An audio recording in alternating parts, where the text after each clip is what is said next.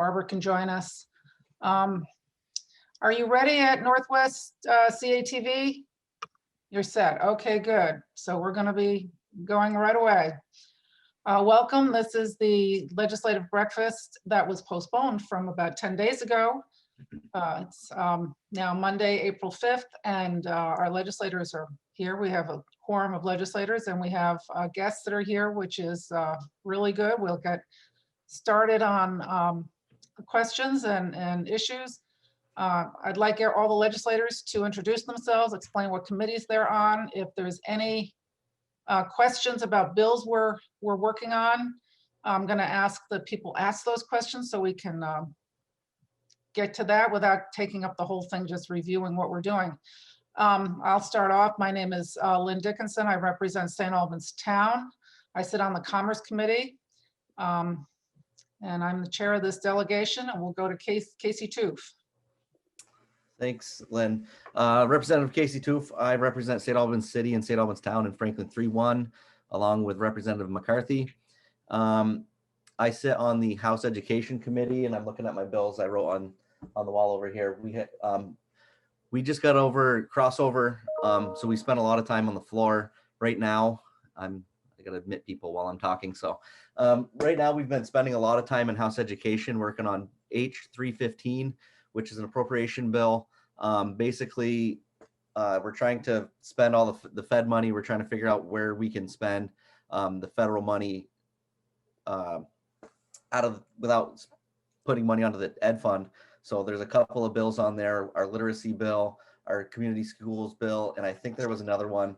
But we're working really with the appropriations committee on kind of working with the Senate bills that have come over, and where we're going to appropriate some of this money. The appropriations committee obviously has the final say in that, but they are taking testimony from all the other policy committees.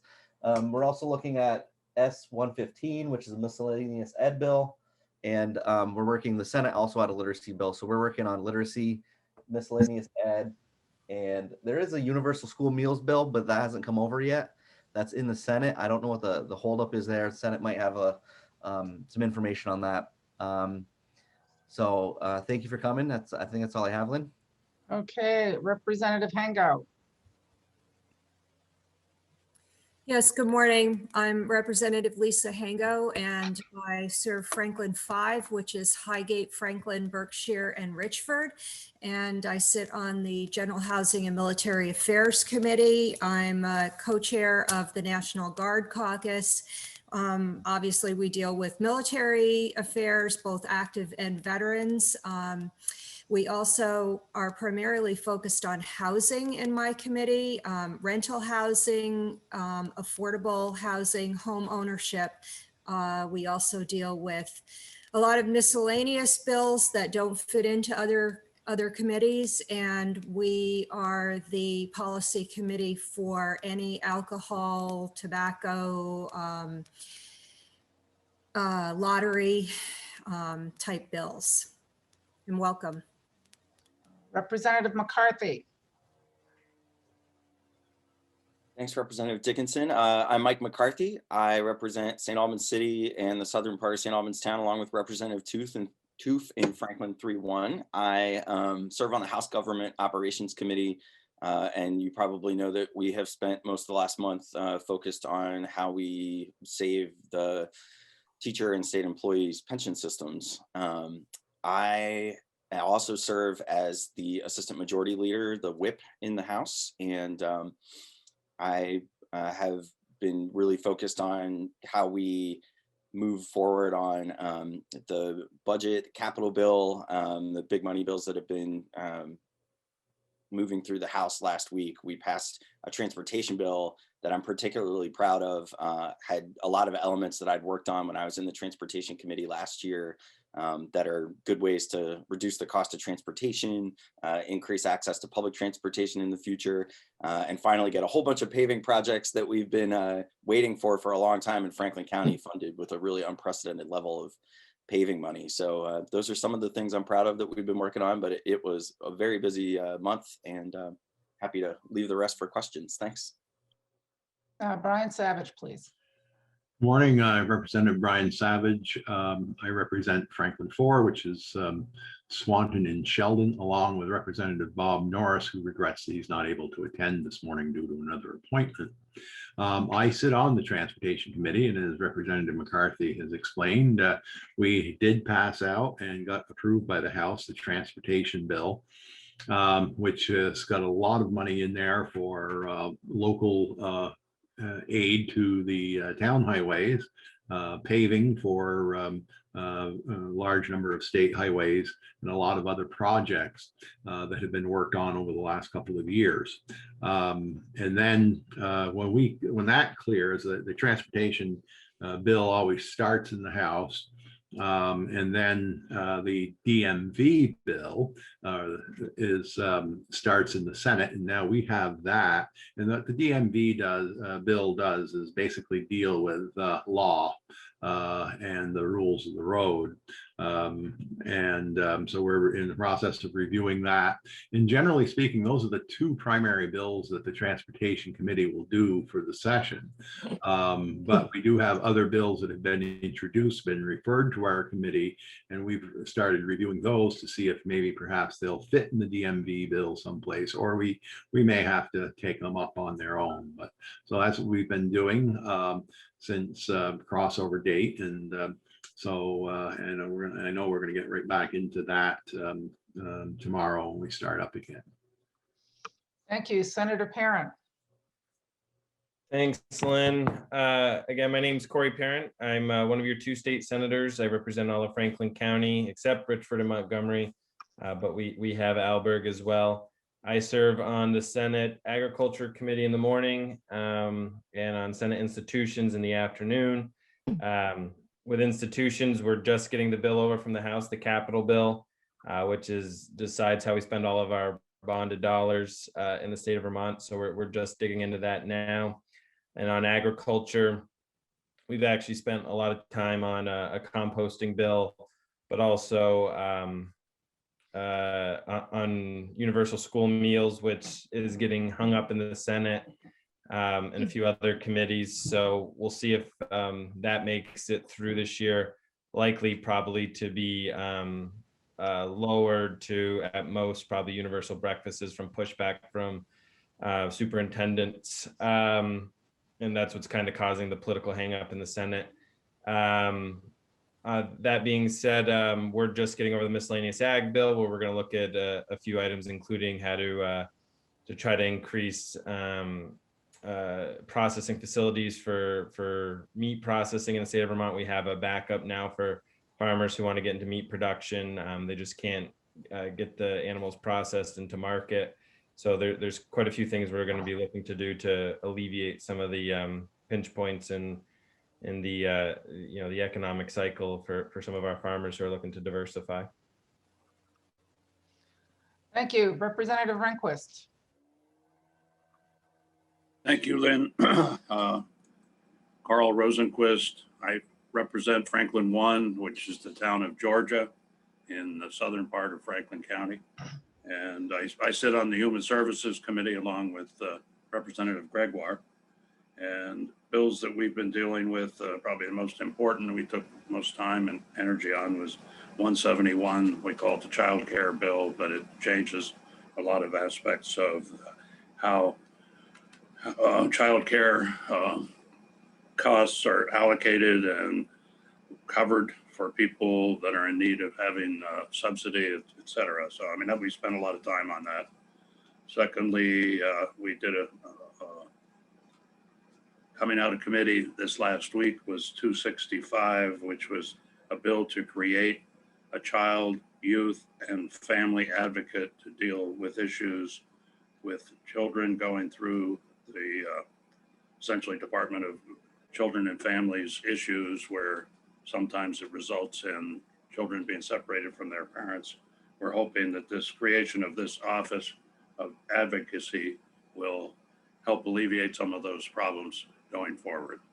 A number of other bills, but those are to me the two most important. Well, the Buprenorphine bill will be coming out tomorrow out of our committee, which will authorize the decriminalization of what they call therapeutic levels of buprenorphine to help mitigate people that are struggling with heroin addiction.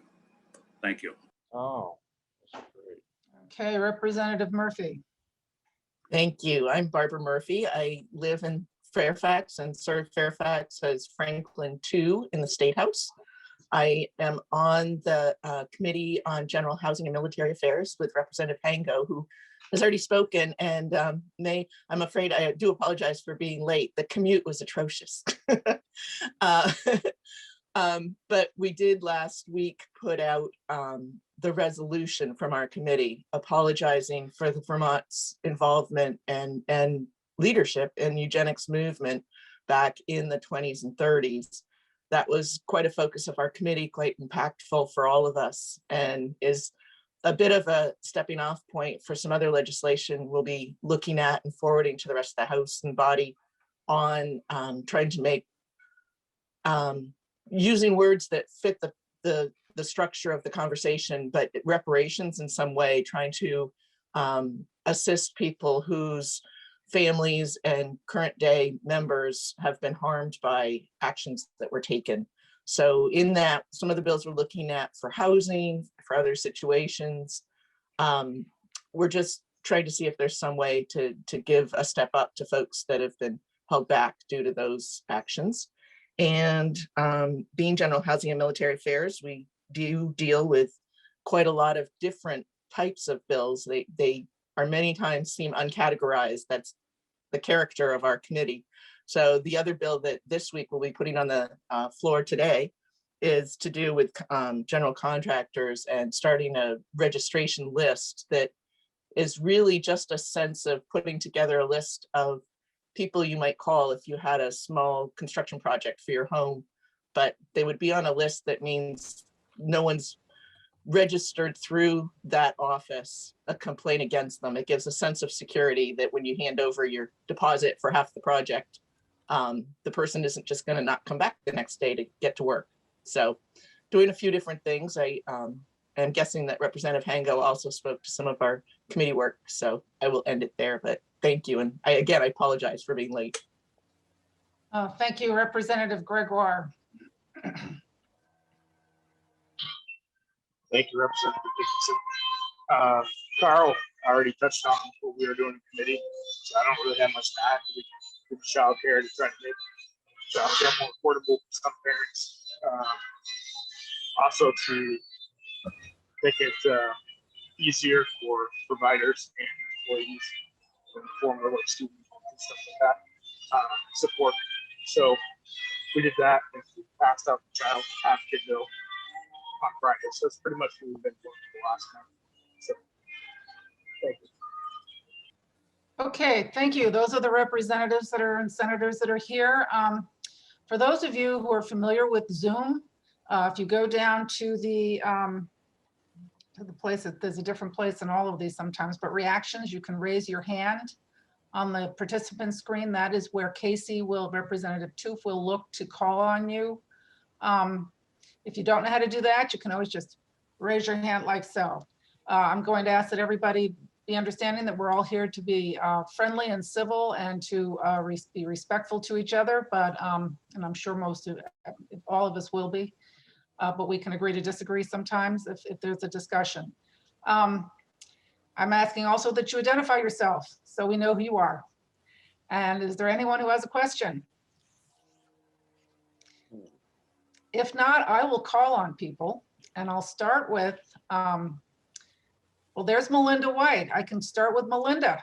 Melinda, last time I heard, was working at the hospital, involved with the MAT programs. And well, Melinda, we've had in this COVID era a whole different emphasis on medicine and illness and healthcare, but we still have an opioid crisis. Do you want to speak to that, please? Because I know that's something you've been very involved in. Thank you so much. Yeah, that's a big reason why I'm here is both the combination of the crisis with housing as well as the crisis with addiction. So I'm actually with the Phoenix House of New England now. The clinic that I was at through NMC, sadly, because of COVID, wasn't able to continue, but beautifully was adopted by the Phoenix House Health and Recovery Solutions. So without going into a ton of detail, Phoenix House has been around for years and years. They're worldwide. We're a smaller branch with the umbrella Phoenix House, which is called Phoenix House New England. So we're doing the outpatient spoke with Dr. White and team, still partnering with NMC, with the hub, with the spokes in the area. So the work is continuing very similar to the way it was in the past. And one of the bills that I'm in huge support of, and Mondays at noon is typically my meeting with our advocacy group, which includes Peter Mallory and a number of other people from Montpelier, is bill number H211, which is focused on recovery residences. I've been doing a lot of advocacy for this bill because we are, as you said, still in an opiate crisis, in an addiction crisis. And as of last night, I was in communication with our substance abuse prevention consultant because the overdose fatalities, as well as the overdoses, even if they're not fatal, continue to climb. COVID is bringing the opposite of solution for addiction. We say the solution is connection, and COVID has made that extremely challenging for people with addiction. We also know that we're in a housing crisis. I do sit on the board of directors of the Samaritan House, as well as the board of directors of VTAR, which is the Vermont Alliance for Recovery Residences. So we have a housing crisis and an addiction crisis, and there are open beds in recovery residences right now. We need to get people in those beds. We need to get support for the recovery residence movement. So I really want to support Bill H211 and ask that attention be brought on that bill for the recovery residences. I've been continuing to send out videos from the Recovery Rockstar show, as well as Recovery Day at the State House, where we highlighted recovery residences because of how critical it is for individuals who are new in recovery to have safe, supportive, substance-free housing. So that's kind of why I'm here. Another thing is that there's going to be an additional huge push, which I have been doing this for years, but within the community, to distribute more Narcan, also known as naloxone, for overdoses. I got a text message from a partner in the area who asked me for some for a family member. Right now on the streets, we have always struggled with heroin being on the streets and other drugs, but the heroin and the cocaine is being cut with fentanyl, and some of it is being cut with benzos. So what we're finding is whether it's purple heroin, whether it's the heroin that's cut with benzos, the challenge is that the naloxone does not overdose benzo. It only reverses the overdoses of opiates, but if it can at least take the opiates out of the equation, the person has better chance of survival. I'm also currently chairing the Police Advisory Board, the St. Albans Police Department, and I have gotten, Chief Mo is amazing. We've worked together for years, so having him in the role as chief has only been more of a blessing. And he and his team have also been doing naloxone distribution in the area. They do outreach to individuals in the hotels who are struggling with homelessness and placed in hotels.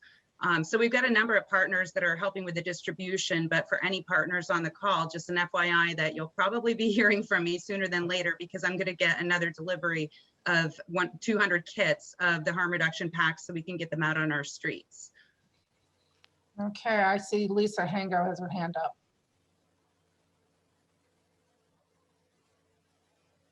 Thank you very much. And Melinda, thank you for being here. It's so nice to see you, and thank you for your hard work. H211 is in the committee that Representative Murphy and I sit on, and we also discussed it last year at length and actually passed it out of our committee. And it also went through the House Human Services that Representatives Gregoire and Rosenquist sit on. So we're all pretty familiar with that bill, and it is a very important bill. It has the potential to alter landlord-tenant law, which to make an exception to any statute has to really be taken seriously. So that's what we've been taking testimony on. It's in a little bit different form this year than last year. And I think in a lot of ways, it's a better bill than it was last year. So I think we're making progress on it. I had one question for you, and that's why I raised my hand, is empty beds in recovery residences. Why and how do you plan to fill those? What's the process and what's the path, and how can we expedite that? Great question. So there's a combinations of ways that we need to raise awareness across the state more and more that these beds are available and what those program looks like. We've got some of the certified recovery residences in the state of Vermont include the Phoenix House in New England, which has 5 residences, and then V4, which is the Vermont Foundation of Recovery, who has 6 residences across the state. So some people may not know, well, how does a person get into a bed? There's no money required to get into some of these, especially with Phoenix House. They do 2 weeks without requiring any funds. They also have people in place to assist with housing and signing up for general assistance. And then there's also scholarships available through Jenna's Fund. So that's a big piece, is that sometimes people won't pursue it because they think it's going to cost something and they don't have anything. So we still encourage people to reach out and if they need that residence to do the application and speak with somebody so they can learn, because it's those unknown facts that that'll stop somebody from pursuing. The other piece is that we have through HUD and HOP funds, and it, just like you said, when you look at landlord tenant rates, we can get funding for individuals to get into apartments or get into transitional housing programs. I sit on the housing review team where we vote in to make sure that it's in compliance with the funding. The challenge is that there's not that same kind of funding available for recovery residences because of the eviction process. And as we know, in a recovery residence, it's not a landlord tenant relationship, it's a membership relationship. If somebody is struggling and they go out and use and come back to a house of individuals that are in recovery, it endangers the entire household. So what we're looking at are different sobering centers. There's a lot of different terms for it, but a place that individuals can go if they do in fact struggle with a reoccurrence of use. But the goal is, of course, to get them back in that residence. So each county looks different. We have we're fortunate that with Vermont Foundation of Recovery in St. Albans, they have a transitional apartment where individuals will end up going until they're able to get stabilized and then they go back to the recovery residence. But that's been another barrier, as well as getting the support and the funding for it, because although Phoenix House doesn't require that money up front, other recovery residences do require some kind of financial contribution to get into the place. And like I said, we do have there is funding and scholarships available, but there's never enough. So I encourage anybody who doesn't know Jeff Moreau, he's our executive director of VTAR, to connect with him as well, and he can give more detail on what do we have available.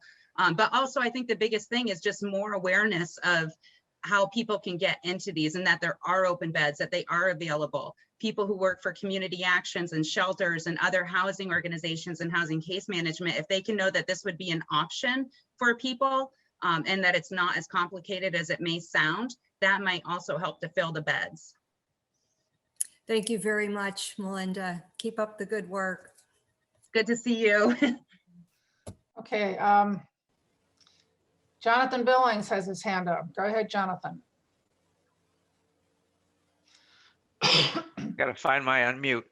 First of all, a shout out to Melinda and Dr. White and the Phoenix House for their partnership and their continued work in the community. That Melinda is spot on. And so I would encourage you to listen to her and to follow up. I wanted to touch base on COVID-19 status in the community. Pam McCarthy did a heartfelt shout out in the pre-meeting conversation of encouraging folks to get vaccinated. And I really want to highlight that this is a community partnership in getting folks vaccinated, that the Vermont Department of Health is involved, the hospital, Notch, Franklin County Home Health, AmCare, the Medical Reserve Corps, even Collins Pearly with their space. And so you've got a lot of effort going on in Franklin County by many, many partners, and I've probably missed some in there. But we're at 36% vaccinated for adults right now in Franklin County, headed towards hopefully 90 to 100%. Each percent's about 450 people. So we're vaccinating about 3% a week right now, and are looking forward to some what they call mega clinics from the Vermont National Guard. So if you hear talk of the Guard being able to help out in Franklin County, please support that, because they can vaccinate 1,000 or 2,000 folks at a time, and that really jumps our stats forward. And this is particularly important because case counts continue to be high, particularly in Franklin County. We continue to have spread here in the northwestern corner. We've had more than 180 cases in the past 14 days. And it's putting a strain on the systems. We've got 5 inpatients right now dealing with COVID, at least one of whom is very sick. And so it is real, it is here, it does impact lives. And so we do encourage everyone to get vaccinated and to continue with prevention efforts. So anything you folks can do as leaders, we appreciate what you're already doing, and keep going, because we're not out of the woods yet. So thank you. Could I ask a question, Jonathan? For a while, the hospital was essentially shut down except for treating real emergencies. Have you resumed normal treatment of patients? Explain exactly what are people able to do with the hospital or the general health care now in the county? Sure. Normal is a word that always makes us smile. But yes, for the vast majority of care, we are back into normal settings. It turns out telemedicine has a great role in the community, and our patients actually appreciate it. So there will always be a stripe, I think, going forward of telemedicine access. But our physician practices are back open and seeing people in person. All of our diagnostics are open, surgeries happening, etc. So we have, and the normal part is we've incorporated appropriate screening and transmission prevention to make sure everyone remains safe. And so that's been quite a change for us, but it's all good work and it's in place.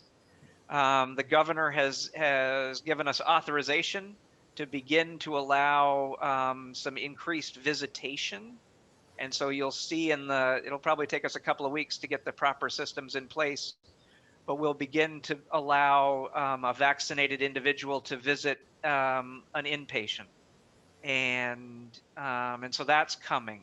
And vaccinated individuals are going to be able to begin to volunteer within the hospital again. So that's coming. So we are slowly moving back towards what we used to enjoy as normal, in a well-informed, cautionary kind of way. But if you need to see your doctor, you need to have surgery, or if it's time for your mammogram, all of that can happen and happen safely now. Okay, thank you.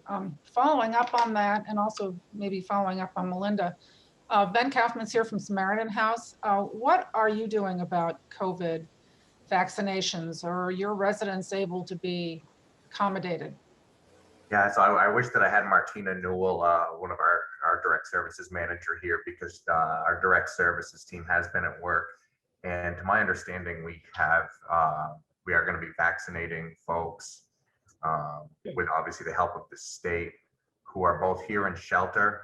That's a pretty small number of those here in shelter right now just due to COVID, but also those at the motels who are sheltered by the state in the motels. So I do know our direct services team has been, they spent the last week just trying to gauge the temperature of who would be willing to get a vaccine out there. There is some skepticism. The population that we work with oftentimes is a little more distrustful maybe of government than the average folks. But we've spent some of the last week really trying to urge anyone who's able to get the vaccine to do it.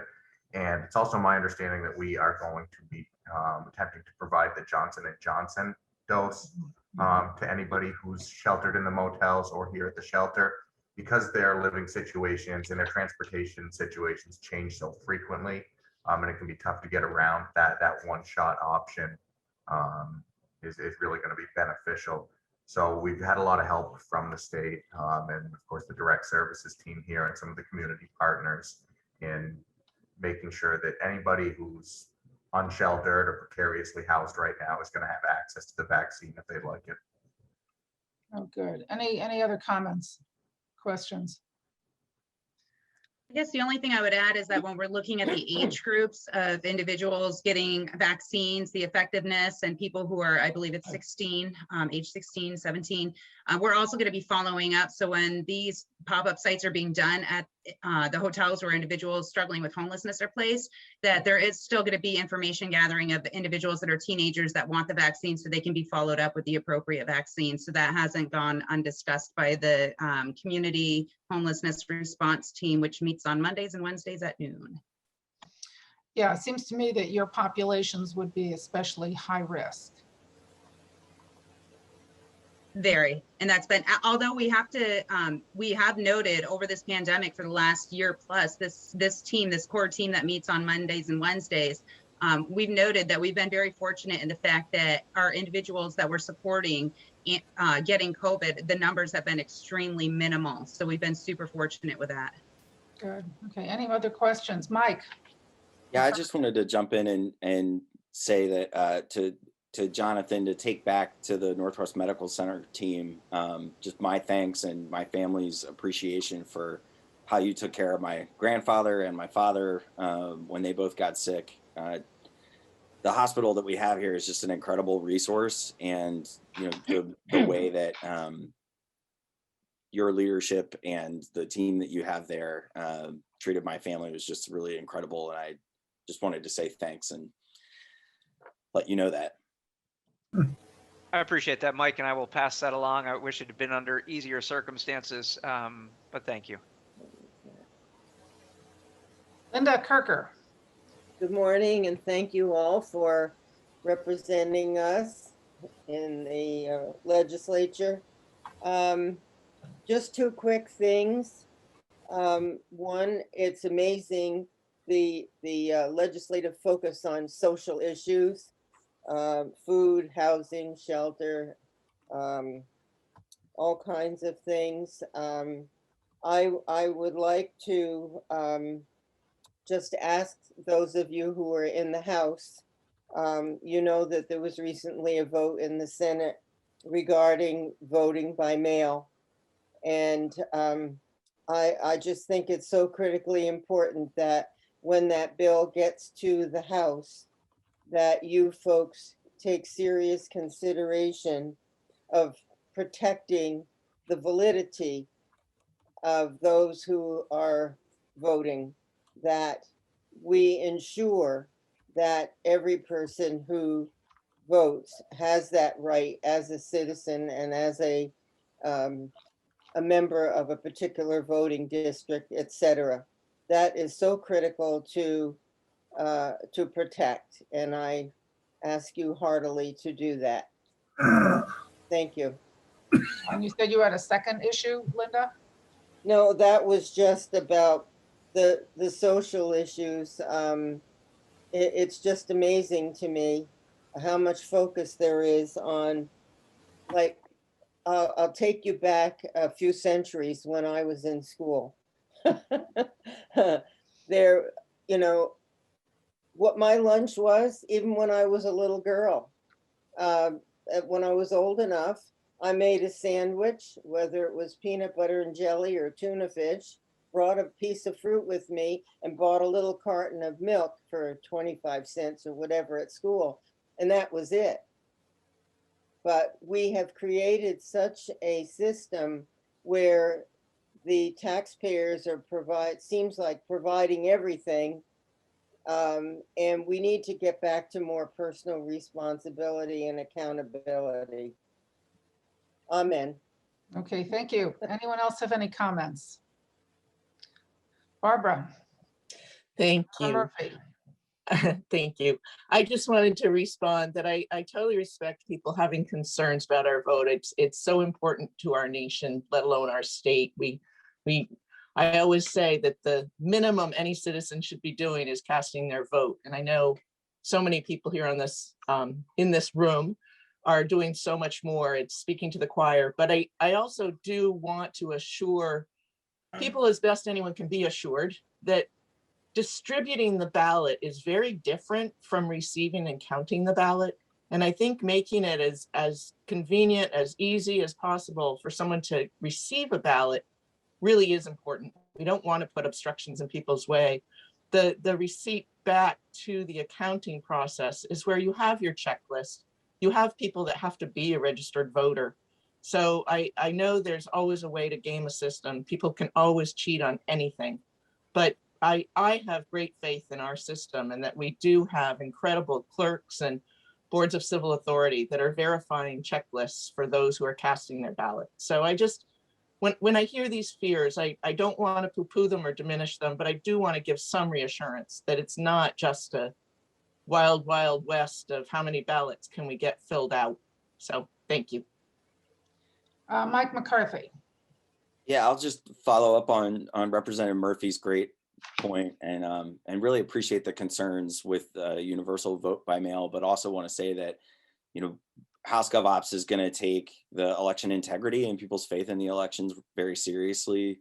You know, I think that we saw that universal vote by mail had some logistical issues, but primarily, you know, with the town and city clerks being in charge of the checklists was run very well for the first time in a presidential general election last fall. And so, you know, even where there were issues where, you know, there was the wrong envelope or the wrong address on a ballot, those issues were primarily resolved by the clerks or voters themselves. So we'll be taking a lot of testimony as that bill comes over and want to make sure that we're providing access and maintaining the integrity of the elections. But I think the way that we run elections in Vermont has been and should continue to be, you know, one of the examples in the country of election integrity. And I think Secretary of State Condos has done a great job, and he's been talking a lot about, you know, how the real voter fraud that we have in our country right now is primarily when people who are citizens, have a legitimate access to the ballot, are denied that because you know, they have to wait in long lines to vote and there isn't enough access to the ballot. And universal vote by mail is a way for us in Vermont to make sure that everybody who does have the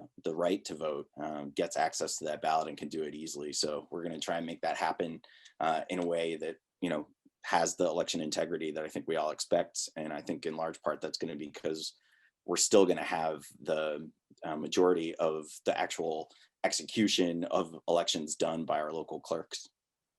I'll also speak real quick to that. So I voted for the bill in the Senate, and I got an amendment in there that I wish we could have got more, but you know, I got what we could get. I think it needs to be for all elections, including local elections. I think we need to have a one standard of casting ballots across the state for all elections. But that being said, Linda, vote by mail, when I talked to the town clerks, even here in St. Albans town, is going to actually help clean up the checklist, because some of these checklists people move, and by mailing ballots, they get returned, and it gives them, you know, after a couple elections, they have the proof that that person no longer lives there, no longer has a forwarding address. So you can clean up those lists. That being said, look at town meeting day. 3 communities in Franklin County mailed ballots, and all of them saw at least a doubling in their participation from their average turnout. With St. Albans town, Georgia, and then in Franklin, they saw almost 3 times the amount of votes cast. And when we really think about it, of course, all of us on the screen may say the November election is the most important one because that's how we keep our jobs. But the ones that dictate our school taxes, our local taxes, how much debt our communities have, all of these things are all local elections. And those local elections historically have turnout in the 20% level. So are we really getting feedback from the vast majority of our of folks who live in a community? So you know, a lot of people work full time. Getting, you know, a Tuesday in March, especially if there's not a whole lot of press, it's hard to drum up people's interest to vote in those elections. So I think we need to do more to expand turnout on town meeting day. And that's what I pushed for in the Senate, and ultimately was able to come to some kind of a resolution that I hope the House keeps in and potentially even strengthens. But you know, at least we keep the conversation going. So that's my take on it. Okay, I noticed that Mary Pickner had her hand up. Mary, do you want to say something about this or something else? No, but thank you for seeing I have my hand up. I am not making a comment. It doesn't lower or raise, even though I ask it to do that. Sorry, but thank you. Okay, well, does anyone else have any comments or questions? If not, okay, Sean, go ahead. Sean Cheney. Yeah, hi, Sean Cheney from Swanton, and I've got a question. I guess this would be more for Representative Hango. She had brought up some, I guess, alterations to the landlord tenant laws and I guess some overhaul. Can you elaborate a little bit more on what the proposals are for the changes as they are right now?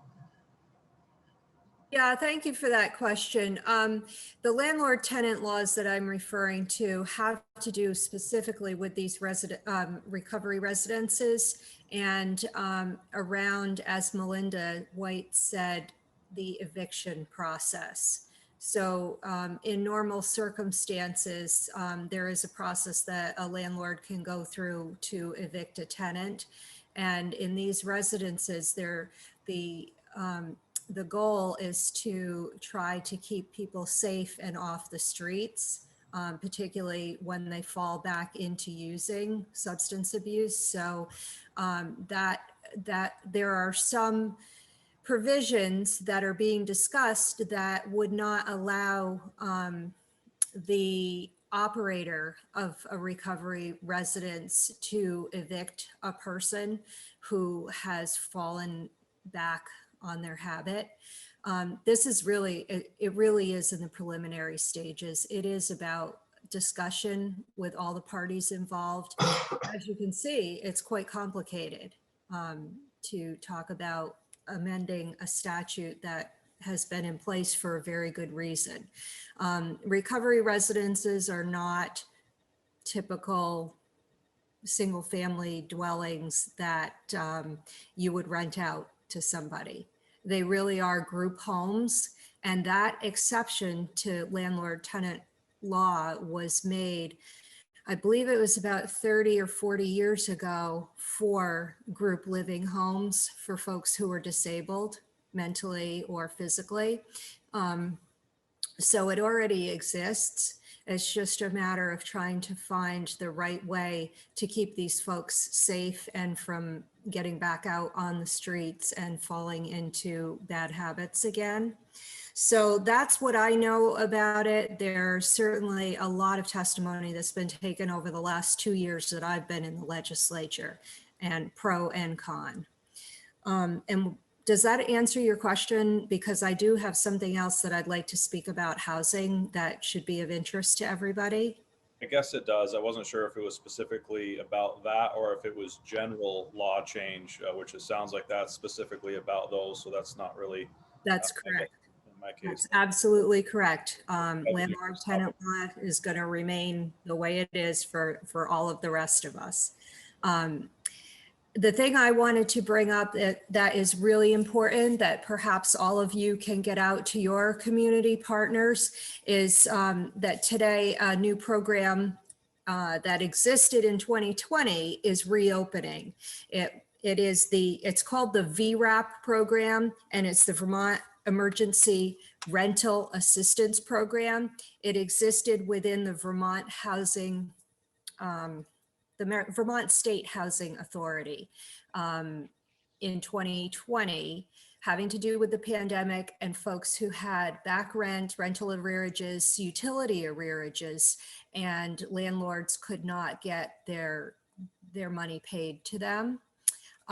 So it opens today for tenants to apply. It's going to open on their portal on Wednesday for landlords to apply. All the funding goes to landlords to cover back rent, and if the landlords pay the utilities up front for their arrearages that they haven't been able to collect from tenants. It also helps tenants with relocation costs, first last security deposits, as well as back rent that may go back to as far back, I believe, as January of 2020. So this is a really important program. It's been fully funded again for this year, and it was tremendously popular during the pandemic, the early stages of the pandemic, but didn't actually get the funding and the mechanism to work until the end of 2020. And the Vermont State Housing Authority actually had a backlog when the program closed at the end of December, which left about 650 households without the ability to file for this assistance. So those folks are going to be able to be picked back up, and everything will be on the Vermont State Housing Authority website. So you can go to that or direct your landlords that you know or your tenants that you know to that website, and they should be able to get assistance. Thank you. And I see Corey's waving his hand to add to that. Yeah, Sean, I'll add too. I think one of the things the state's seeing, and the Senate passed a bill, and again, I hope the House takes it up, but is really pushing our municipalities to look at their zoning and their density requirements. You know, one of the biggest issues we have right now with affordable housing is we don't allow enough development where we already have good infrastructure, water, sewer, electricity, broadband. You know, we have too big of minimum lot sizes where, you know, we have these things. So whether it's the city of St. Albans or the village of Swanton or the village of Enosburg, you know, the state is really pushing. We changed up, we passed something last year and we changed a little bit this year, but really pushing these communities to look at their zoning requirements to allow for more development in their communities, a little more dense building. And, you know, while it may not be single family homes, it helps provide that affordable housing level for a lot of folks, especially as we're growing. I mean, this part of the state of Vermont has to grow a number of homes over the next decade to keep up with demand. And we're seeing that in housing prices and rental prices now. Oh, one last, go ahead, Sean. So to comment on I guess I got two parts of that. To reply back to your density and the issues that we're seeing right now is our goal should be to fight urban sprawl, okay?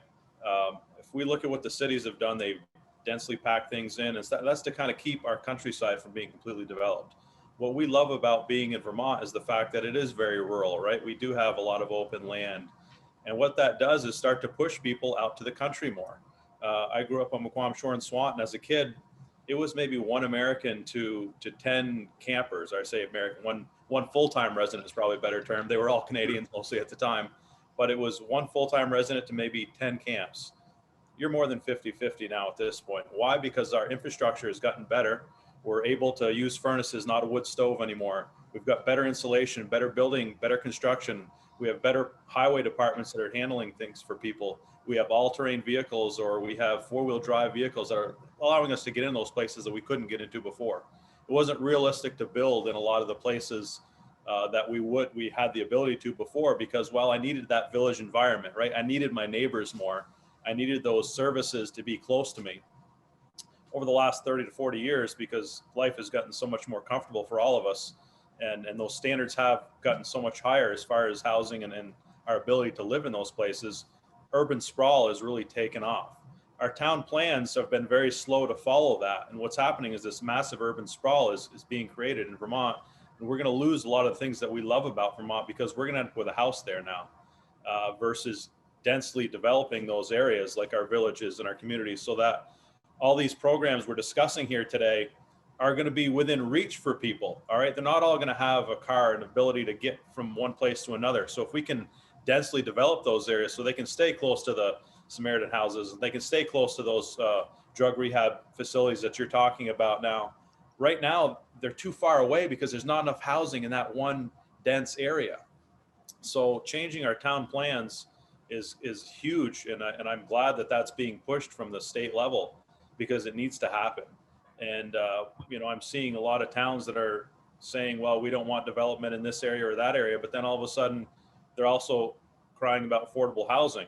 Well, it's becoming unaffordable because of the need for urban sprawl. If I want to build a new apartment building, I want to buy a lot to build a 4 or 8 or 10 unit apartment building on, it's not available in those downtown areas. It's just not there. Or it already has a house on it or a building that has value on it. And so somebody's not going to sell it for the price of a lot like what I could buy more in the countryside. So I'm able to buy things in the countryside much more affordable than I can in those downtown areas because, again, there's already something on it, right? So, you know, this is what's happening, is that urban sprawl is being created by our town plans in many cases. twofold is, that was great that you guys are discussing the relief that there are there for landlords and tenants right now. But many of us don't actually want the relief. What we want is our laws back, which will allow us to evict the tenants that we've got right now. And there's been a moratorium on evictions, which is absolutely disgusting what it's done to landlords at this point right now. If people didn't get on the programs last summer to kind of sign up for that, then they missed the boat. And we've got a lot of landlords that are really hurting out there.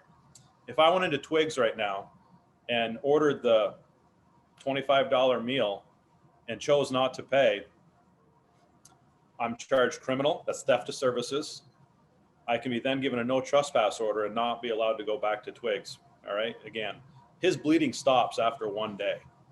If I go into Jolly or SB Collins's gas stations and I pump gas and run, I'm at that point charged criminal. I'm also going to be charged theft of services. And I can be given a no trespass order to not come back.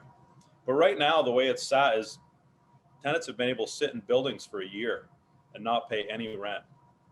But all the while, the landlord is required to maintain that building, to pay their taxes, to pay their mortgages in most cases, and to keep that building moving while the tenant is allowed to sit there and basically has had nothing that they can do about it. Our legal system that allowed us to remove them from that building before has been shut down. And so it's great that you're putting relief out there, but it's really a Band-Aid to a bigger problem. And many of us want to make sure that our legal remedies to remove those people are brought back in place again. You talk about crises are created right now because there's a huge lack of housing. Yet anytime we go, and I'm kind of reverting back to my original statement about the town plans, I get call after call after call for people looking for housing. Right? I've had 25 calls in the last month for people looking for apartments. I have nothing to give them. It's not there. It's not available. So when we don't allow these evictions, we're kind of harboring some of the folks that are choosing to not help along with the process and not pay their bills. Yet there's some darn good tenants out there that have called me that would have loved to rent it to, but they can't get them in because there's no availability. So I talked about the ability to sit there at Twigs and then you can get them out after 1 day, one meal. Imagine if you had to serve that person dinner every single day at Twigs for the next year. You had to pay your wait staff. You have to pay for the space that you're in. You have to pay for the food, which is what the landlord's doing, but they're not allowed to get anything in return. So in the process, imagine if you had a line out the door, because we're in limited seating right now in restaurants. I can only have a certain percentage in there. Imagine if you had a line of people out the door that wanted that seat right there. They wanted to sit at that table and order the meal and pay for that meal, but they weren't able to do that because you have to feed this person right now who is choosing not to pay. So it's not only that 1 day, I'm cooking and feeding them every single day for right now. We're going on, we're a year plus now. So that's the struggle that a lot of landlords are having out there, is the fact that I have to hold these people, and yet until it looks like here recently, there was no relief on that. But again, most of us don't want relief. We want our laws back. We want our ability to push those evictions through the way we did before, and not cause the bleeding. Because what's happening is I've had tenants move out of my buildings because they couldn't deal with the riffraff that was not paying at all. They were paying nothing, sitting there. And they weren't paying a cent. And I've had good people who said, I'm not going to live next to this chaos anymore. But I couldn't evict them because it was for non-payment of rent. Can I jump in, Sean? Sure. What you're saying is absolutely true. And that's why we're revisiting this. This is the first funding that's going to be going directly to landlords in 2021. So we're really pleased about that. And the problem is that the court system is shut down, just as you said. But as soon as the governor lifts the state of emergency, between 30 and 60 days after that, the courts will reopen. It depends on the type of case. So we just all need to be patient, and it's really hard. Our agenda in our committee on House General this week is completely full of hearing from people about this eviction moratorium that is not only statewide, it's it's nationwide. The CDC has an eviction moratorium. The federal government has an eviction moratorium for anybody who is in HUD financed housing or HFA. I can't remember the federal acronym, but we are looking at it, and we're looking at it really seriously beginning last week in our committee. So please be patient. I know it's hard. We've heard a lot of horror stories, but we're trying to move forward on this.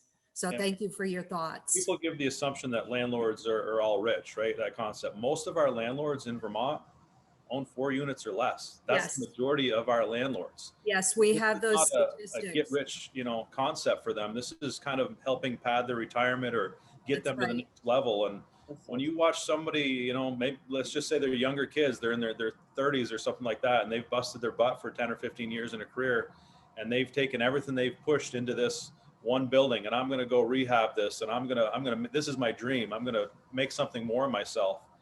And they buy that duplex, and they need that payment to come in. That financial barrier is huge for them. They just were making it, we're just getting a little ahead. And then all of a sudden something like this hits them, and you just crush their American dreams, right? Of being this next American step that I can take.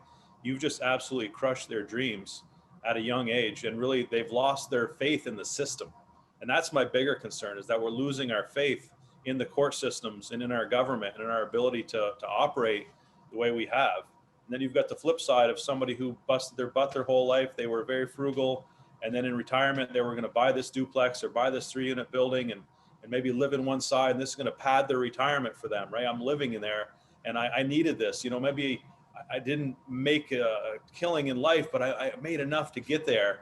And I bought this 3-unit building, and I'm going to live in one side and this is going to help me in my retirement. And now all of a sudden, their tenants don't need to pay them, and they need to pay the full boat.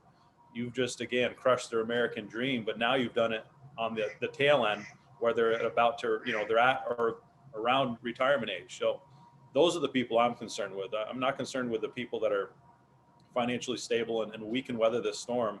I'm worried about those 2 groups of people there that's our biggest concern, is to don't forget them. So. Thank you, Sean. And I'm going to put my email in the chat. If you care to testify or send in a testimony to our committee, I can tell you how to do that. So thank you so much. Moving on, Casey, to... Well, we got Amy Broomer, followed by Mary Pickner.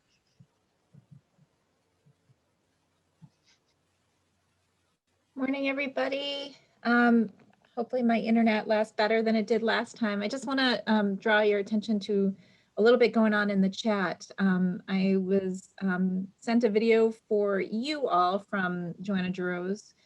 The 5th graders at Sheldon Elementary put together a video talking about tobacco and flavors, and they wanted to share it with you. It's 13 minutes long, so too long for this format. I'll email it to you, but the kids were hoping that you would take a peek at it. And also Crystal is having toddler fun instead of being able to focus on this legislative breakfast, but she wanted to draw your attention, and she put it in the chat that substance use, tobacco, alcohol, cannabis, remains fairly high and steady. Some of it dropping a little bit, but I was looking at our 2019 Youth Risk Behavior Survey data for our supervisories and our community, and we still have about 1/3 of our kids who are using some form of tobacco in the past 30 days, about 30% of our kids using some sort of using alcohol in the past 30 days. So 1/3 of our kids are using one of those substances. There's going to be overlap, but it's not going to be, it's a fair amount of our kiddos using substance. So when you are able to integrate tobacco and alcohol and cannabis prevention, primary prevention into the work that you do, it's greatly appreciated and greatly impactful. Thank you, Amy. Anyone else have a question on that? Oops. Linda? I'm sorry. Well, it's partially on that because it's related. My question is, or comment is related to the increase that appears in social issues, whether it be drugs or something else, housing and so forth.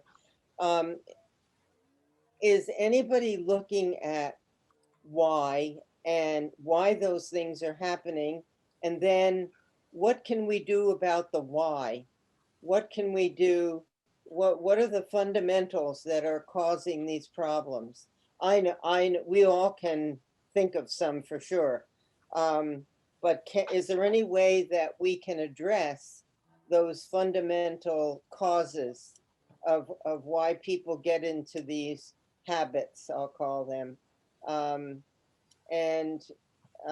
You know, it could be not getting a good upbringing at your home, or some tragedy that happened in your family, or, I mean, there could be all kinds of reasons why people take the path into drug abuse, and then have so many needs that fall upon the taxpayers, who in many cases are struggling on their own. It's becoming more and more expensive to live here, as we all know. And so anything we can do to help people in the early stages of the things that they're getting into, that would serve everybody well, from that individual to the state at large, and the taxpayers. The other quick thing I wanted to mention, which just occurred to me, and that is having marijuana shops in your community selling marijuana when we have so many drug issues to start with. Where's the logic in that? Good point. Thank you, Linda. Mary, you're next. I'm sorry. No worries. Thank you. My name's Mary Pickner, and I, by the luck of the draw and a broken computer, I am the substance abuse prevention consultant for alcohol and drug abuse programs for the state of Vermont. And one of the things that I know all of you would hear me say all the time is the opposite of addiction is connection. And the opposite of most social struggles is connection. The fact that we connect other people in a meaningful and valuable way makes all the difference in the world. One of the things that we do as a society is, if we have something we don't like or we need to change, we tend to fund it and create things and send people to deal with it. And when they, you know, when they come back and continue to struggle, we do have to ask that question. What is it that, when people come back to a community, continue to struggle? And for me, you know, and I think about this, the answer is, you know, what is in the fabric of the community that we have? And that is something that we're looking at. I know that I have 2 days of no computer, which means that I can do some work, and I'm in the process of sending out a survey that I hope the people that I send it to will give me information on overdose and overdose deaths. Like, why is it, and what do we do to change that? In our community, Franklin and Grand Isle counties are fantastic at coming up with really successful ideas. One of the things that I keep thinking about when it comes to housing is that we have folks that graduate high school and graduate college, and they're here and they're coming back, and the jobs that they have, whether it's, you know, coming back to college with debt, you know, the jobs that we have here don't pay quite as much as that it's going to cover a lot of the baggage that our children graduate high school with and graduate college. And so when I think about that, and all these great big houses we have, and somewhere, you know, people are making a lot of money. I know I'm in the wrong business, so that's okay, but I love my job. But I think about, what about those folks who are coming back and who are making $12 an hour? And where do they live? Where do they gain a sense of independence before the age of 40? When I think about that, we have folks that are coming in, but the folks that are serving our coffee, helping us with our gas, you know, being clerks at the florist, whatever that is, at our grocery stores. When we talk, I mean, we can talk about livable wages, but even with a livable wage, if you have a starter home that is $200,000 and you have $80,000 in college debt, and you need a car to get there, how do our young people stay here with some level of success? And I think it was Mr. Cheney who said, what about the American dream? And I'm American dream, or any kind of dream, but the ability to not be burdened by such stress and pressure is insurmountable for our young people. And, you know, I grew up where I purchased my house and it was tough, but I knew that over time it would be okay. When our young people are purchasing a house or even renting, there's not something you can get over, because you're not knowing that in 2 years you're going to be making $20 instead of 12, because that's not what the reality is. And so when I think of housing, how do we have housing for folks who are working and demonstrating good work, and doing a great job and wanting to get ahead, but just can't afford to do it because of our cost of living and housing? And that, when I go back to, why do people use substances to make themselves feel different? When you're under that kind of grueling pressure every day, day in and day out, things like the things that you want, like having a child, are out of reach because it's not affordable. And you know, when people are unhappy, you want to be happy. Substances tends to be something that we use. I mean, when we look at twigs, you know, people go and have a beautiful cocktail, and it's not because it's a beautiful cocktail, it's because it makes you feel better, even if it is for a couple hours. So for me, when we want to look at connection in our communities, how we do that in an equitable and successful way, in that that's meaningful and valuable. So I want to thank you for the time, and I'm so excited to be here. Thank you all. Okay, thank you, Mary. I didn't talk about what my committee does, but Commerce and Economic Development is also in charge of workforce development.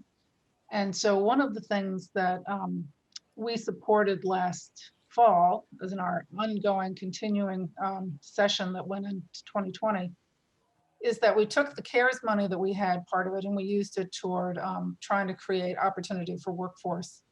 The Vermont State Colleges was given $2.3 million. And it was asked to go and try to find a way to fund credentials or certificates or anything in a very short amount of time for people who were laid off. The hospitality industry, as we all know, was incredibly negatively affected by the COVID epidemic. And we have hundreds of thousands of people who were put out of work in the hospitality industry, people who often were moderate to low income people, waiters, maintenance people, people who cleaned, people who booked, people who did all kinds of things in our restaurants, hotels, and recreational facilities. So the goal was to try to get these people a chance to go and take a free course with this federal money, and that would upskill themselves, get maybe a chance to either change careers or get upskill themselves so they could stay in a better position within their industry, or find a job that would be important to them and give them some opportunity, and also give them some college credits, or to get a certificate. There are lots and lots of opportunities to get educated and get better jobs. We've done the same thing. It's now in the process of being passed through the House and into the Senate. We did the same thing with our workforce development piece. I believe it was in the appropriations bill, and I think it might still be in H315. But this is to go and give people who have, they will be giving scholarships for people who have coming back to Vermont from a couple of years of school, people who have been out for at least 2 years, who don't have a degree, who might have some schooling. This is an associate's degree or a bachelor's degree. There is wraparound services and scholarships for people who are trying to go to school in nursing, mental health, places where you need internships or practicums or clinical experiences where you are working and going to school part-time, and you're able to go, and you can't work your day job, you're gonna have to do this internship or student teaching or whatever. And that will give them a wraparound scholarship so they can continue to work at this internship and not have to worry about earning money. We have the same thing as we did last fall. We're going to give tuition or at least certificate-free courses for people who are trying to upskill and trying to get better opportunities. This was over 970 people took 1,400 courses at the end of last year. It had it all be done before December. So it was like started in October and was finished by the middle of December. But these are things that go and provide opportunity. If you want to get an apprenticeship, if you want to go and get into the trades, you don't need to go to college and get $80,000 worth of debt. You should try to find something that will give you an opportunity that isn't just, 4 years of college and then what do you do when you come out? You should really look at the options, and there's all kinds of options. There's CCV sites all over the state. There's 12 of them. VTC has nursing programs all over the state, partnered up with CCV. There's all kinds of opportunities out there. The trades all have apprenticeships and opportunities for people. And that's the way a lot of people can go and make opportunity for themselves. So we've been doing that in commerce. It's just about everything. We just did the broadband bill that we passed out. One of the problems with the broadband bill is that there aren't enough people who can actually do, we could give it all the money we want, but there aren't enough people to actually install the broadband who have the knowledge. A lot of these students come out of the vocational centers, and that's where they recruit them from, and they want to go and try to find as many people as possible to work at this so we can actually implement this goal. And so there's opportunities. There's not just good wages. These are not just living wages. These are really good wages with career opportunities. So that's some of the things that we're doing in commerce. And there are quite a few people in other committees that are looking at the same issues.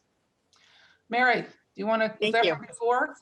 I just want to say that these are all really great things, but when we look at our youth, you know, the draw to other states is pretty strong. And I do have a child doing the trades, loves it. And yet at $12 an hour, he's not going to be living anywhere anytime soon. And that, you know, you know, he's living not here, he's living in another community and he's figured out his housing, but how many other people live just too far away from the schooling and where they need to do their work as a, you know, an apprentice or tradesman. It becomes a little expensive. And yet, and I keep saying this, you know, you can live in Plattsburgh for half the money, work in a box store for a year and get really cheap school. And there are folks out there, these kids going from our community, living over there, buying a house downtown, rehabbing it right out of college. And that is not something that's attainable here. And I agree, we need to put more money into the opportunities to help make it easier for us to gain that education. But I also question whether the investment and the cost of our education is reflected in the salaries in some of our fields. And I come from the field of mental health and substance use, and we're notoriously underpaid for the amount of education you need. And I don't think it's an opinion, I know it's a fact, but you know, those are the kinds of things that I think about for the future. And it's a lot of little steps, and I appreciate every little step that's being made.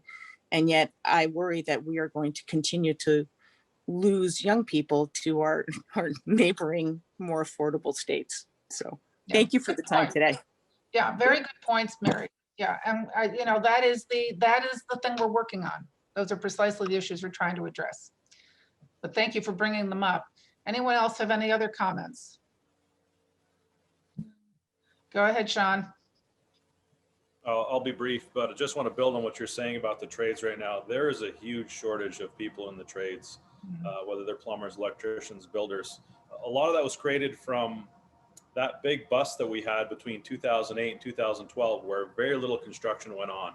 So there was a period of time for about 4, 5, 6 years there where there wasn't a lot of construction going on during that period of time, and people got right out of the trades completely. So here's where our shortage is right now. We've got builders that weathered that storm, that have been around for a long time. Their wages are pretty high, right? They're up there and they're definitely making a very strong wage these days. And then you've got brand new workforce that are starting to somewhat come into the trades. There's a big gap right now for those that are where maybe they had anywhere from 6 to say 12, 15 years in the business, right? A lot of them have gotten out. They're not there right now, right? And those are the more affordable yet still quality builders, electricians, plumbers. They're kind of on their own a little bit more now. There's a big shortage of that demographic of the tradesmen right now, the tradesmen and women, I should say in this case. So there's a big shortage with that. And because of that, they're becoming very unaffordable or low skilled. So there's a big push. And I really wish it was better understood in our school systems, the availability of these trade schools. And, you know, we're pushing college, which is great.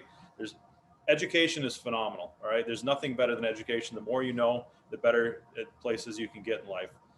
There's different forms of education, and not all of us are made to sit in a classroom. Some kids just aren't, you know, that's not their thing, but you put them out in the world and they can really excel. So pushing the trades and making sure we're getting those out there is huge, because some of the wages that some of these, you know, people are making in the trades, I mean, they're $50, $75, $100 an hour right now for a plumber.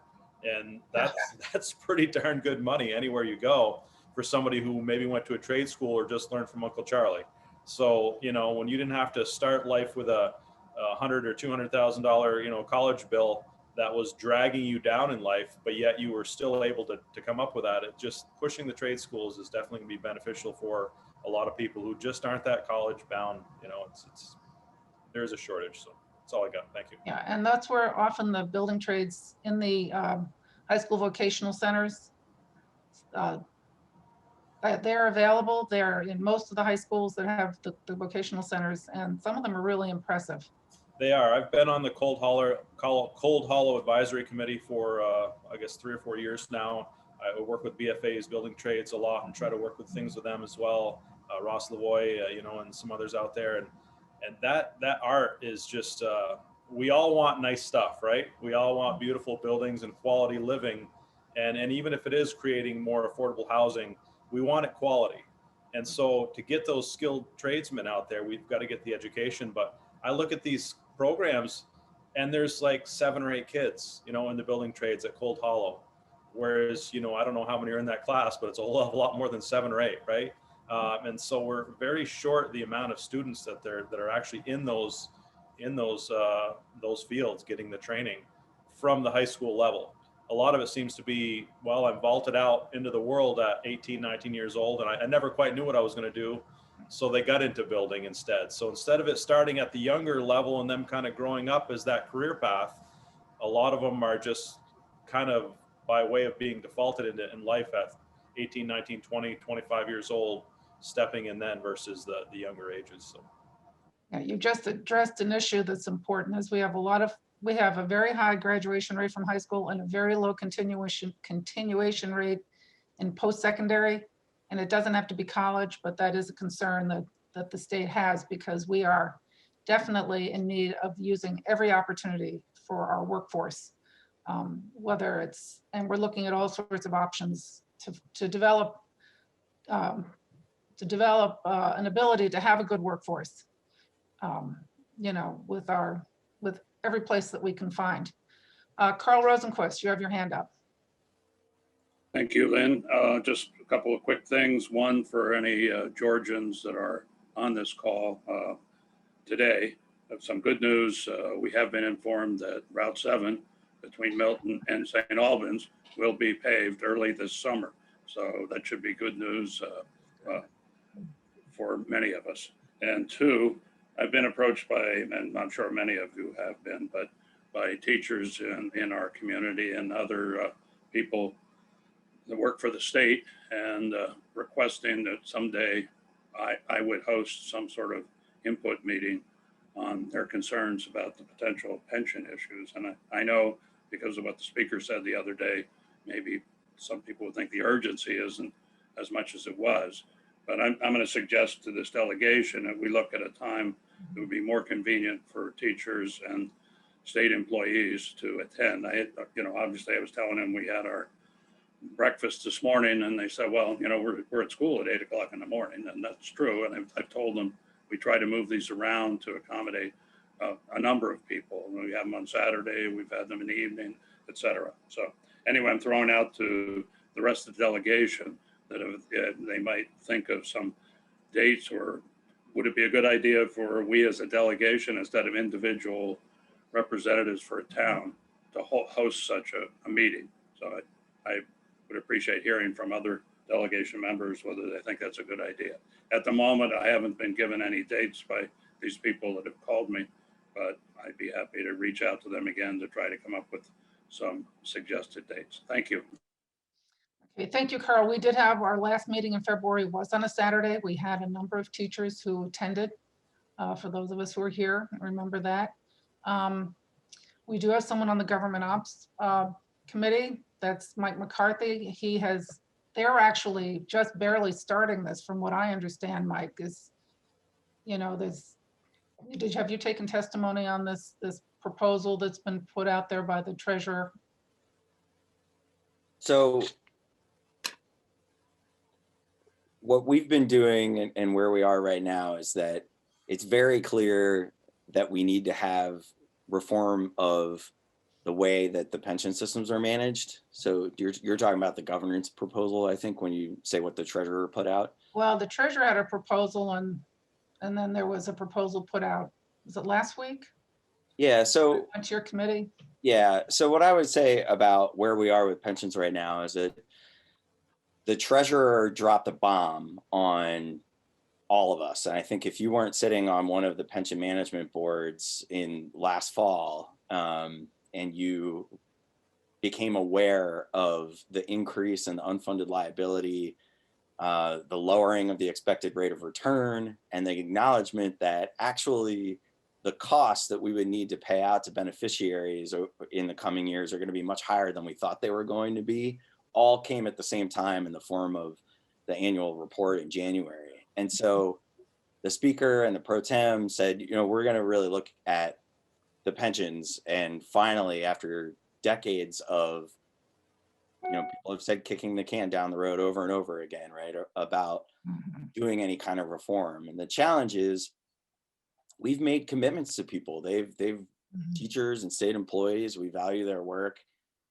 They have paid in a percentage of their salary every year, and they expect to get benefits on a very specific plan about when they're going to retire, how much they're going to receive as a percentage of their last few years of final compensation, et cetera. And so they expect it to work a certain way, and they've been paying in. And so there's this big unfunded liability that got a lot bigger, the amount that we're going to have to pay over time. So we figured, you know, the state of Vermont, the treasurer's official report on that shocked everyone. And what came with her report was a suggestion that we change the plan for most active employees in the system and also completely eliminate cost of living increases for people who are retired now. And the House looked at the treasurer's recommendations and basically set those aside, but understood that we needed to do some plan reform if we were also going to put in additional funds. And the way the pension system works in terms of legislatures, we don't manage the funds, right? None of us are in charge of deciding what gets invested in. We don't manage the plans. We don't decide, you know, exactly, you know, how the packages are put together. What we essentially do is every 10 or 12 years, when things hit a crisis point, we have to sort of renegotiate with the unions representing those two groups of workers, and then sort of rejigger how we're making investments. But on an annual basis, we don't make adjustments. You know, we don't really know exactly where the cost of the system is and how it's performing on an annual basis in the legislature. So there are essentially two conversations that are happening. One is about governance. Who manages the investments? Who manages the plans? How much voice different stakeholders should have, and how professional it should be. And so what we are definitely going to pass this session, I think, based on what the speaker said and what my committee chair said last week, is governance reform so that we have more insight into what's happening. There's more transparency in the funds and how they're performing, and the politics in those decisions are taken out. You know, if you have a lot of people who have a vested interest in the system, they're inclined to assume a higher rate of return, a rosier projection of how things are going to work. And we need to reform the way that these systems are run so that there's transparency and accountability there. So the governance piece, we're definitely going to take a crack at. My chair and vice chair put a plan on the table a couple of weeks ago on the plan side, on the benefit side. They excluded any current retirees and those 5 years from retirement from being affected by their proposal, but they had a lot of changes about the contribution percentages and other elements of the plan. And I think the most controversial, and what I heard from our local teachers and teachers who testified statewide in a couple of long and really difficult public hearings, was that asking them to work longer than they had been anticipated was really the deal breaker. I think there's a lot of acknowledgement that the contribution percentages from state employees and teachers aren't high enough given the amount of benefits that they're receiving. For folks who know about it, I think there's some willingness to negotiate with the employer, the state, about some of the elements, but the working longer was really a deal breaker for a lot of people. And, you know, teachers have had a really rough year. State employees have had a really rough year in large part. I think teachers especially have been asked to work under really difficult circumstances, and, you know, the challenges of remote teaching during this pandemic are huge. So we're going to form a task force now that's going to continue this conversation. And I've been willing to entertain making some plan changes, and really wanted to get buy-in and educate ourselves, educate teachers, state employees, not just the people who are the union representatives that come in and lobby us, but like people in our community who actually do these jobs, about how structurally bad the system is right now. And it's going to mean that 10, 15, 20 years down the road, their retirement won't be there for them if we don't fix this. And we have an opportunity to combine some plan reform with this $150 million one-time money on top of the $300 million that we're putting in this year already in the ADEC, the employer contribution in the base budget, to set us on a path towards sustainability and give people confidence that the money is going to be there. But the reaction to that proposal that was initially put on the table by my chair and vice chair was just so huge. I mean, we saw teachers organizing here, basically a protest of that plan. And I talked to a lot of them and really tried to say, you know, this was meant to start a conversation. And we didn't have the governor with a plan. One of the unions brought forward a plan, Vermont State Employees Association, and I really thank them for that, for coming to our committee and saying, hey, we're willing to make some concessions. But the teachers' representatives really didn't engage in the conversation, and we can't make these kinds of reforms without, the legislature can't do it on its own without the governor and the employee representatives at the table. So I think in the press, the way things have been covered over the last few days, over the weekend, really, since the speaker made her announcement on Friday that we were moving to a task force instead of passing plan reform this year, is that, you know, the task force is going to be, another study committee. I'm here to tell you, I don't think this is going to be just another study committee. I think we're going to seriously ask teachers, state employees, the governor, the treasurer to come together with legislators over the summer, and by sometime in the fall, have a plan for us to take up in January, February of the next session, and actually make some real changes to how the plans work, but ones that the employees can live with, and that will actually give them confidence that these funds are going to support the retirements they've been promised. So sorry that went on for so long, but the governance changes are important, but we also need plan reform. And I can't tell you how bad the financial situation is for teachers, for state employees, for the state of Vermont, if we don't take this seriously and don't do something now. But the legislature can't be the only partner at the table in order to fix this. So thanks. Thank you very much, Mike. I Yes, appreciate thank you, that Mike. very detailed answer, and also appreciated your editorial in the paper last weekend. So thank you very much. Thank you. Yes, thank you. That was really a good explanation. Now, we have Crystal Lampman back. I don't know if you want to say something, Crystal, or not. You did have a note in the chat about the youth risk, the every 2-year youth risk Behavior survey. prevention survey. Yes, thank you, Representative Dickinson. I just wanted to bring attention to the fact that we do have the local supervisory union level data out now. We at Caring Communities have been working quite hard over the last several years in lowering youth use rates, as Amy pointed out. Primary prevention works. We know that it works. And we just hope that you continue to support primary prevention efforts throughout the next session. Okay, thank you. I think it's now 9:30, and I want to thank everybody for participating and coming. And I think we covered a variety of topics, and we will go back to work and keep in mind all the things that you raised. But thank you for participating, everybody. Thank you, Lynn. Thank you. Thank you for the opportunity. Have a great day.